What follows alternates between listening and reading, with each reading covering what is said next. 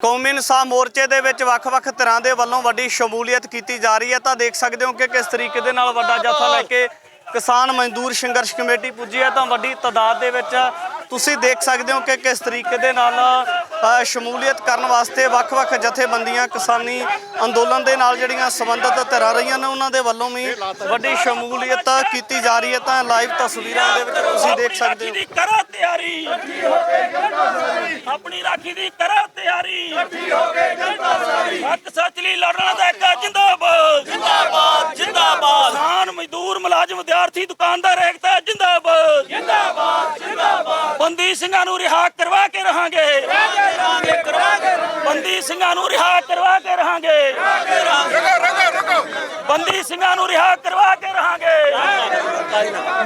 ਹੱਕ ਸੱਚ ਲਈ ਲੜਨਾ ਦਾ ਇੱਕ ਜਿੰਦਾਬਾਦ ਜਿੰਦਾਬਾਦ ਜਿੰਦਾਬਾਦ। ਵਾਦੀਆਂ ਪਕੌੜੀਆਂ ਸਰਕਾਰਾਂ ਮੁਰਦਾਬਾਦ ਮੁਰਦਾਬਾਦ ਮੁਰਦਾਬਾਦ। ਕਾਰਪੋਰੇਟਰਾਂ ਦੇ ਦਲਾਲ ਹਾਕਮ ਮੁਰਦਾਬਾਦ ਮੁਰਦਾਬਾਦ ਮੁਰਦਾਬਾਦ। ਕਾਰਪੋਰੇਟ ਘਰਾਣਿਆਂ ਦੇ ਦਲਾਲ ਹਾਕਮ ਮੁਰਦਾਬਾਦ ਮੁਰਦਾਬਾਦ ਮੁਰਦਾਬਾਦ। ਹੱਕ ਸੱਚ ਲਈ ਲੜਨਾ ਦਾ ਇੱਕ ਜਿੰਦਾਬਾਦ ਜਿੰਦਾਬਾਦ ਜਿੰਦਾਬਾਦ। ਕਿਸਾਨ ਮਜ਼ਦੂਰ ਮੁਲਾਜ਼ਮ ਵਿਦਿਆਰਥੀ ਦੁਕਾਨਦਾਰ ਏਕਤਾ ਜਿੰਦਾਬਾਦ ਜਿੰਦਾਬਾਦ ਜਿੰਦਾਬਾਦ। ਸਰਕਾਰਾਂ ਤੋਂ ਨਾ ਚੱਕ ਕਰੋ, ਆਪਣੀ ਰਾਖੀ ਆਪ ਕਰੋ। ਸਰਕਾਰਾਂ ਤੋਂ ਨਾ ਚੱਕ ਕਰੋ, ਆਪਣੀ ਰਾਖੀ ਆਪ ਕਰੋ।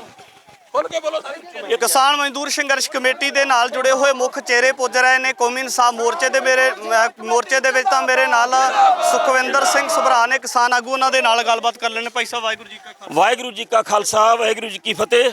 ਕਿਸਾਨ ਮਜ਼ਦੂਰ ਸੰਘਰਸ਼ ਕਮੇਟੀ ਪੰਜਾਬ ਨੇ ਪਿਛਲੇ 52 ਦਿਨ ਜਿਹੜਾ ਡੀਸੀ ਦਫ਼ਤਰਾਂ ਤੇ ਧਰਨੇ ਰੱਖੇ, 32 ਦਿਨ ਟੋਲ ਫ੍ਰੀ ਰੱਖੇ।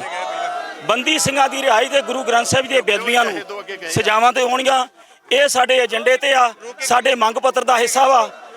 ਅੱਜ ਅਸੀਂ ਇੱਥੇ ਹਮਾਇਤ ਵਾਸਤੇ ਆਏ ਆ, ਸਮਰਥਨ ਦੇਣ ਵਾਸਤੇ ਆਏ ਆ, ਕਿਉਂਕਿ ਜਿਹੜੇ ਲੋਕ ਆਪਣੀਆਂ ਸਜ਼ਾਵਾਂ ਪੂਰੀਆਂ ਕਰ ਚੁੱਕੇ ਆ, ਦੋਹਰਾ ਮਾਪਦੰਡ ਕਿਉਂ ਅਪਣਾਇਆ ਜਾ ਰਿਹਾ, ਜਿਹੜੇ 10-10 12-12 ਸਾਲ ਆਪਣੀ ਸਜ਼ਾ ਤੋਂ ਵੱਧ ਕੱਟ ਚੁੱਕੇ ਆ, ਉਹ ਜੇਲ੍ਹਾਂ ਦੇ ਵਿੱਚ ਕਿਉਂ ਸੜਨ। ਔਰ ਜਿਨ੍ਹਾਂ ਨੇ ਇੱਥੇ ਵੱਡੇ ਗੁਨਾਹ ਕੀਤੇ ਆ, ਉਹ ਗੁਨਾਹਗਾਰ ਜਿਹੜੇ ਆ ਉਹ ਕਦੀ ਪਰੋਲ ਤੇ ਆ ਜਾਣ, ਕਦੀ ਆਸ਼ੀਸ਼ ਮਿਸ਼ਰਾ ਵਰਗੇ ਜਿਨ੍ਹਾਂ ਨੇ ਲਖੀਮਪੁਰ ਖੀਰੀ ਕਾਂਡ ਵਰਤਾਇਆ ਸੀ, ਸਾਡੇ 4 ਕਿਸਾਨ ਤੇ 1 ਪੱਤਰਕਾਰ ਸ਼ਹੀਦ ਕੀਤਾ ਸੀ, ਉਹਨਾਂ ਨੂੰ ਜਦੋਂ ਮਰਜ਼ੀ ਅੰਤਰਮ ਜ਼ਮਾਨਤ ਮਿਲ ਜੇ। ਇਹ ਦੋਹਰਾ ਮਾਪਦੰਡ ਕਿਉਂ?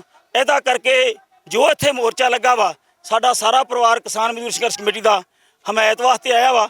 ਅਸੀਂ ਪੂਰਨ ਤੌਰ ਤੇ ਹਮਾਇਤ ਕਰਦੇ ਹਾਂ ਵੀ ਜਿਹੜੇ ਗੁਰੂ ਗ੍ਰੰਥ ਸਾਹਿਬ ਦੇ ਦੋਸ਼ੀ ਆ ਉਹਨਾਂ ਨੂੰ ਸਜ਼ਾ ਮਿਲੇ, ਉਹ ਜੇਲ੍ਹਾਂ ਦੇ ਵਿੱਚ ਜਾਣ, ਤੇ ਜਿਹੜੇ ਜੇਲੀ ਸਜ਼ਾ ਪੂਰੀਆਂ ਕਰ ਚੁੱਕੇ ਆ ਉਹ ਬਾਹਰ ਆਉਣ। ਕਿਸਾਨੀ ਅੰਦੋਲਨ ਵੇਲੇ ਵੀ ਕਿਰਤੀ ਲੋਕਾਂ ਨੇ ਬਹੁਤ ਵੱਡੇ ਸੜਕਾਂ ਦੇ ਉੱਪਰ ਬੈਠ ਕੇ ਸੰਘਰਸ਼ ਕੀਤੇ ਨੇ। ਅੱਜ ਵੀ ਜਿਹੜਾ ਪੰਜਾਬ ਸਰਕਾਰ ਸੱਤਾ ਵਿੱਚ ਆਈ ਹੈ, ਚਾਹੇ ਨਵੀਂ ਧਿਰ ਹੈ, ਪਰ ਕੀ ਲੱਗਦਾ ਕਿ ਪੰਜਾਬ ਦੇ ਸਾਹਮਣੇ ਇਸ ਤਰੀਕੇ ਦੇ ਨਾਲ ਵੱਡੀਆਂ ਚੁਣੌਤੀਆਂ ਨੇ ਜਿਹੜੀਆਂ ਸੱਤਾ ਧਿਰ ਸਰਕਾਰਾਂ ਨੇ, ਸੈਂਟਰ ਸਰਕਾਰ ਹੋਵੇ ਪੰਜਾਬ ਸਰਕਾਰ ਹੋਵੇ, ਤਾਂ ਉਹਨਾਂ ਦੇ ਵੱਲੋਂ ਪੰਜਾਬ ਦੇ ਜਿਹੜੇ ਜਾਂ ਕਿਰਤੀ ਲੋਕਾਂ ਦੇ ਜਿਹੜੇ ਮਸਲੇ ਆ ਹੱਲ ਕਿਉਂ ਨਹੀਂ ਫਿਰ ਕੀਤੇ ਜਾ ਰਹੇ? ਅਸਲ ਦੇ ਵਿੱਚ ਜਿਹੜੀਆਂ ਸਰਕਾਰਾਂ ਭਾਵੇਂ ਸੈਂਟਰ 'ਚ ਬਣੇ ਭਾਵੇਂ ਸਟੇਟ 'ਚ ਬਣੇ, ਇਹ ਕਾਰਪੋਰੇਟਰਾਂ ਦੀਆਂ ਦਲਾਲ ਵਾ, ਉਹਨਾਂ ਦੇ ਮੁਤਾਬਕ ਕੰਮ ਕਰਦੀਆਂ ਵਾ। ਜਦੋਂ ਦਲਾਲੀ ਕਰਨ ਵਾਲਾ ਬੰਦਾ ਆਪਣੇ ਮਾਲਕਾਂ ਦੇ ਮੁਤਾਬਕ ਕੰਮ ਨਹੀਂ ਕਰੂਗਾ ਤੇ ਉਹਨੂੰ ਉਹ ਦਲਾਲੀ ਨਹੀਂ ਮਿਲਣੀ, ਉਹਨੂੰ ਸੱਤਾ ਤੋਂ ਪਾਸੇ ਕਰਨਗੇ। ਐਸ ਕਰਕੇ ਕਾਰਪੋਰੇਟਰਾਂ ਨੇ ਕੁਝ ਨਹੀਂ ਕਰਨਾ। ਲੋਕਾਂ ਨੂੰ ਅਪੀਲ ਆ ਵੀ ਸਰਕਾਰਾਂ ਤੋਂ ਝਾਕ ਛੱਡ ਕੇ ਆਪਣੇ ਆਪ ਤੇ ਭਰੋਸਾ ਪੈਦਾ ਕਰੋ। ਤੁਸੀਂ ਸਾਰਾ ਕੁਝ ਕਰਨ ਜੋਗੇ ਜੇ ਤੁਸੀਂ ਸਹੀ ਜੇ ਤੇ ਸਰਕਾਰਾਂ ਸਹੀ ਹੋਣਗੀਆਂ। ਦਿੱਲੀ ਦੇ ਵਿੱਚ ਬੈਠ ਕੇ ਤੁਸੀਂ ਵੀ 1 ਸਾਲ ਤੋਂ ਵਧੇਰੇ ਦਾ ਸਮਾਂ ਬਿਤਾਇਆ, ਤਾਂ ਜਿੱਥੇ ਮਨੁੱਖੀ ਅਧਿਕਾਰਾਂ ਦਾ ਮਸਲਾ ਹੈ, ਕੀ ਲੱਗਦਾ ਕਿ ਇੱਥੇ ਵੀ ਪੱਕੇ ਮੋਰਚੇ ਲਗਾਉਣ ਦੀ ਤਿਆਰੀ ਹੈ ਤੁਹਾਡੇ ਜਥੇਬੰਦੀ ਵੱਲੋਂ? ਮਨੁੱਖੀ ਅਧਿਕਾਰਾਂ ਦੀਆਂ ਧੱਜੀਆਂ ਉਡਾਈਆਂ ਪਈਆਂ ਵਾ ਸਰਕਾਰਾਂ ਨੇ। ਜੇ ਮਨੁੱਖੀ ਅਧਿਕਾਰ ਇਹ ਸਾਹਮਣੇ ਰੱਖਦੇ ਤੇ ਫਿਰ ਕਦੀ ਵੀ ਹੁਣ ਤੱਕ ਜਿਹੜੇ ਸਜ਼ਾਵਾਂ ਪੂਰੀਆਂ ਹੋ ਗਈਆਂ ਵਾ, ਉਹ ਬੁੱਧੀਜੀਵੀ ਵਰਗ ਹੋਵੇ, ਉਹ ਸਾਡੇ ਬੰਦੀ ਸਿੰਘ ਹੋਣ, ਉਹ ਜੇਲ੍ਹ ਦੀਆਂ ਸਲਾਖਾਂ ਪਿੱਛੇ ਨਹੀਂ ਹੁੰਦੇ। ਮਨੁੱਖੀ ਅਧਿਕਾਰ ਨਾਂ ਦੀ ਇੱਥੇ ਕੋਈ ਚੀਜ਼ ਨਹੀਂ। ਜਿਹੜਾ ਕਾਨੂੰਨ ਵਾ ਉਹ ਮੋਮ ਦਾ ਨੱਕ ਵਾ, ਜਿੱਧਰ ਨੂੰ ਮਰਜ਼ੀ ਮੋੜ ਕੇ ਕਰ ਲੈਂਦੇ ਆ।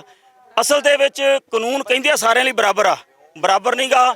ਇਹ ਇੱਕ ਮੱਕੜੀ ਦਾ ਜਾਲਾ ਵਾ ਜਿਹਦੇ ਵਿੱਚ ਆਮ ਲੋਕ ਕੀੜੇ ਮਕੌੜਿਆਂ ਵਾਂਗੂ ਫਸੇ ਰਹਿੰਦੇ ਆ, ਤੇ ਜਿਹੜੇ ਤਗੜੇ ਉਹ ਤੋੜ ਕੇ ਬਾਹਰ ਨਿਕਲ ਜਾਂਦੇ ਆ। ਜੇ ਕਾਨੂੰਨ ਸੱਚੀ ਲੋਕਾਂ ਬਦਲੇ ਹੋਵੇ ਤੇ ਫਿਰ ਜੱਜ ਦੀ ਕੁਰਸੀ ਤੋਂ 3 ਫੁੱਟ ਦੀ ਦੂਰੀ ਤੇ ਬੈਠਾ ਰੀਡਰ ਉਹ ਸੌਦਾ ਕਿਵੇਂ ਕਰ ਜੇ, ਉਹ ਕਿਵੇਂ ਵੱਢੀ ਲੈ ਜਾਵੇ, ਇਹ ਨਹੀਂ ਹੋ ਸਕਦਾ। ਅਸਲ ਦੇ ਵਿੱਚ ਕਾਨੂੰਨ ਦੀਆਂ ਇੱਥੇ ਧੱਜੀਆਂ ਉੱਡੀਆਂ ਪਈਆਂ ਵਾ।